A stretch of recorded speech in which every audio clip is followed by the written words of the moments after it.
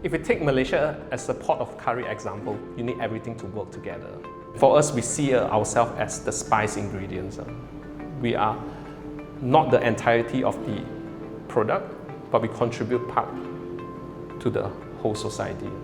There is much economic potential that can be unlocked by SMEs. However, in the past 2 years of the pandemic, Malaysian firms, especially SMEs, were hard hit by movement restrictions and volatility of domestic conditions.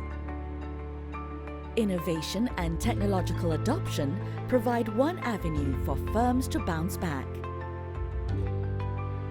SMEs, which comprise more than 97% of firms operating in Malaysia, have an important role to play in our transition to a high-income economy. With greater investment in innovation and more competition, Malaysian SMEs will enjoy higher productivity levels and close the gap with our regional peers. Bigger opportunity right now is in terms of the global context. Globalization is happening right now. As long as you focus on the global market, your targeted segment is so much bigger compared to domestic. When you go global, your costs will increase and you're competing against other global brands. So which is why it is a different competitive arena, and we hope that we are able to get some market share. There are a lot of startups that is heading that direction. That's how innovation always happens. Come up with something, then it starts to work. When something works, then other people will start to give better comments and it adds on to the thing. So something that starts out really small, it might ends up being like a commercial. We have been working on this factory renovation for 2 years now, and in a few months' time, this production facility will be filled with state-of-the-art technology that could multiply the production capacity by 3-fold. We are really serious about growing, and this is why I think technology and innovation adoption is necessary. Before, I considered to raise fund. That has always been the strategy. So after I have developed my solutions and deployed them and started to commercialize, then only I started to look at raising fund. So I wanted to get that done first before I start to raise fund to have for scalability. Overcoming these hurdles requires structural changes beyond the capability of SMEs themselves.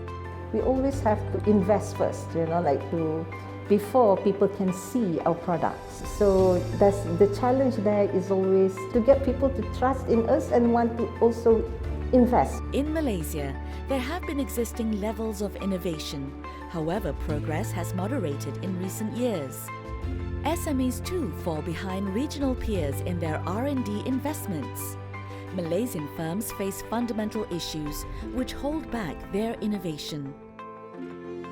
We wish for at least 50-50, cost sharing, and also a lot more trust in what we do, because sometimes because you're doing R&D work and people want to see how this is going. Sometimes they ask for evidence that how many people have used this, and you have to provide evidence. But when you're doing like R&D, so that's a challenge. I'm sure a lot of people in my shoes, we wish there are funds that can help us in that area, Providing an ecosystem that supports innovative activities and innovative firms, particularly for startups and SMEs, is central to our transition towards a high-income economy. Moving forward, the integration of various policies and coordination among different ministries and agencies will be key in this agenda of reform and innovation. We must further strengthen the SME ecosystem in Malaysia, especially with regards to early-stage financing. Malaysia's abundant SME support programs are positioned to help SMEs overcome these gaps. While abundant programs need to be more effectively targeted and implemented, with firms ready to innovate, Malaysia's private sector is fully geared to drive the country's high-income aspirations and unlock the full potential of its economy.